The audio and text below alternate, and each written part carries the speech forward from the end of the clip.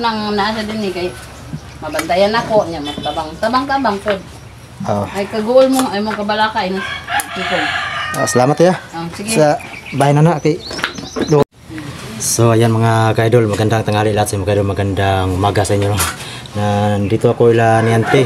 Nandito si Ante mga ka-idol na kumakain sila kasama si Saya at si Tata Gumer na ngayon umalis kami ni Tata Gumer mga ka-idol na nagprepare ako ng gamit to holy water at saka lubid. Ito gamitin namin mamaya sa paghuli kay Kiko mga ka-idol, no? Yung litson mga ka-idol na binili namin kanina nandun nila ni Boss John, pagdaanan na namin doon, no? Pagkarga na namin ni Tata Gumer. So ayun, kumakain sila kasama si Saya mga ka-idol. So ayan, si Ante mga ka-idol. So ayan, kumakain si Saya. Pagkaon Saya. Ikaw Tata Gumer, pagkaon dia. Yan si Ante. Na ko yang yo semati ba na pamangkon ni Kikong ba si Aya. Pohon dire na ko dalon, dire na ko pa eskwela kung okay na si mo. Og dalon ni mo diri sa ko mas maayo gani na aron na ako'y kauban. Napugol masusog o gas plato. Ang tabang-tabang pud sa ko sa bangkong. Para kita ra magtabang mo tabang ko sa pag-eskwela niya. Pohon og kuan mas maayo gani nya patantabangan na nato eskwela nya i-enroll na to siya karon ti klase maayo kay aron ako'y kauban pod ni nya karon te kay mularga may mayroong tatawod ni Tata Gumer kay mo balik mo ito sa kuan bundok kay amo to kaon si Kikong patiluyan na si Kikong to samad na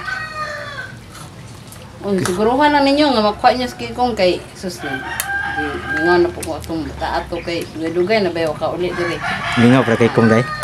Mas maayo man po na naa siya din hipod. Nangalata ra saging diyo. Lata mo lang kay wala jud si Kikong magsige. Mangantong na siya kay makatabang og pang-alsa. Nya. Naayang pag-umangkon okay kayo. Nami diri tanan. Nya kani ibili ko na si Saya sa diri si Mate kay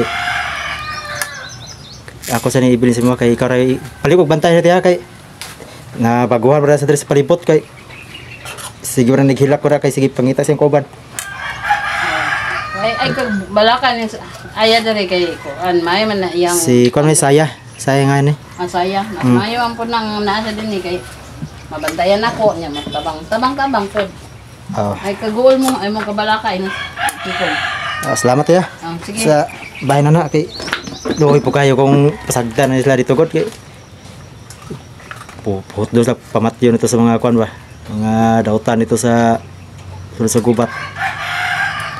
Wala ka mo ron. Wala ka me. Kaon siya. Sige mo una mo kay man ako kaon. So ayun si Saya kumakain ng nagkamot lang hindi siya marunong magkutsara. So ayun si Tata Gumer. Pabusog yun ta kay ikabaray mo rasyon niya kay Kikong. Ganyan lang yun makuha mo kasi Kikong. Pero luoy na kayo ito kentang.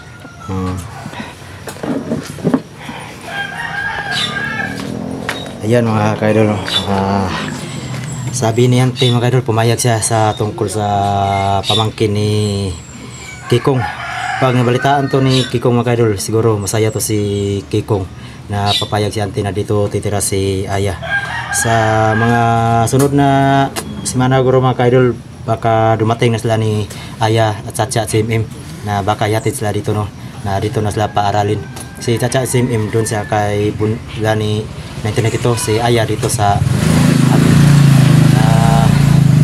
nayagan naman ni Ante na man lang may tutulong sa kanya dito paghugas ng plato sa gawain sa bahay. Ngayong mamaya mga kaidol, pagkatapos ng kakain ni Tata Gumer, pabibiyahin na kami, punta ila ni Boss John na pupunta na doon sa gubat upang rescue namin si Kikong. Kami namin lahat mga kaidol para makuha lang si Kikong na gamit tong lubid at saka holy water. At magdala pa rin ako ng asin mga kaidol, no? Yung sinasabi nyo na asin, isaboy ng asin para wala ang kasamaan sa tinganting ni Kikong. Ayan, ipagdasal nyo kami mga kaidol na walang mangyari sa amin doon no, sa mga Team 69 mga kadol. Ayan. Ayan mga kadol, yung mga saging no, na lata lang no, dahil wala, hindi kaya ni auntie na trabahuin kasi marami siyang pinuntahan no, busy palagi.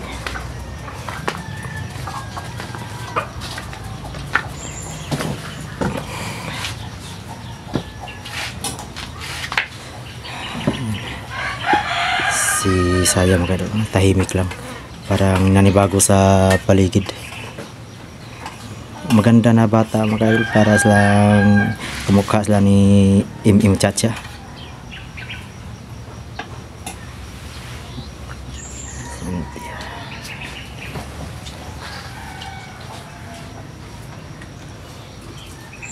Wala mo kayo mga manok na puti dito no? Wala no? So ayun, walang puti na manok. So litson na lang binili namin mga kaidol. Ang litson nandun na ila ni Boss John, sila na bumili. Yun ang paggrosyanin ni Tata Gumer at ipakain kay Kikong. Sana makuha na si Kikong mga kaidol. Sobrang kawawa na si Kikong kumakain ng mga tao. May iba na siya, ibang anyo na siya na hindi niya makontrol ang kanyang anting-anting. Buhaton mo niya tananta na rasyon ni Jod kaning sakto Jod. Atau gitong kwan para balik na si Kikong dito. So normal kay mingaw po kayo ah. Ikaw wala ka gimingaw ni Kwan, Kikong? Kung mahimo unta, madala na yun kay isa ko dili mingawon nga. Dugay-dugay na pud nawala ba sa Kikong dire. Magani. Wala na pud katabang magtrabaho dire magbangkong.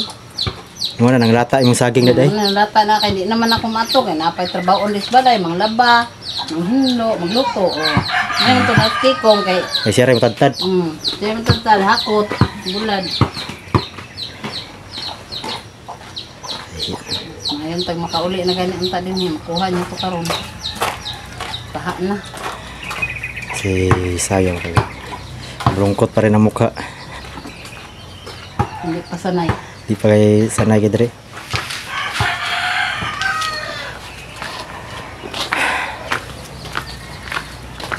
So ayan mga kadol. Ilagay natin muna to sa bag para hindi malimutan no, para madala natin.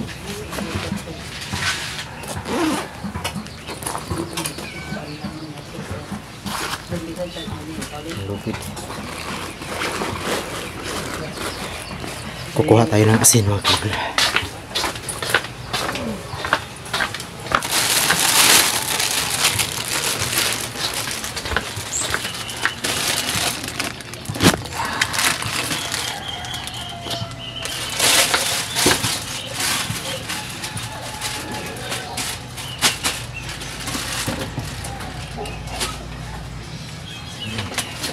Asin mga kadol.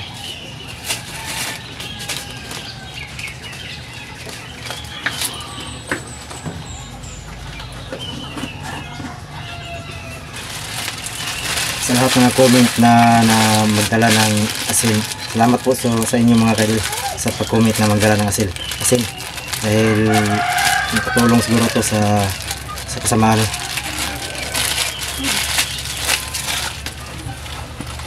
Ayan mga kadol, ipagdasal nyo kami lahat na sila Boss John at si Boss Radin at si Tata Gumer na sa pag-rescue kay Kikong. Ito na ang araw na gawin namin lahat na makuha namin si Kikong. Nakamiss talaga si Kikong yung kakulitan niya na sobrang miss na talaga si Kikong mga kadol.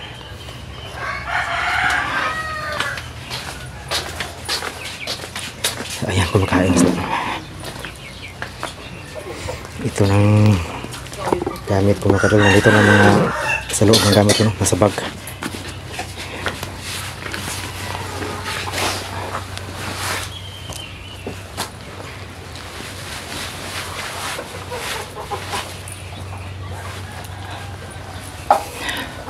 Andam na ka Tagumer? Oh, Ang lakaw tarong tataod? andam na. Para makuha na ko to si Kikong. Oo. Okay.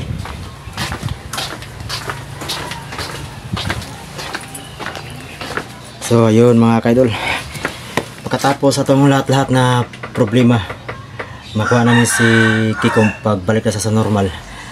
Ayun, para balik sa normal, para balik kasayahan, no? Yung tungkol sa kay Saya mga kaidol, pag may pira na ako, pagbilihan ko siya ng mga damit niya.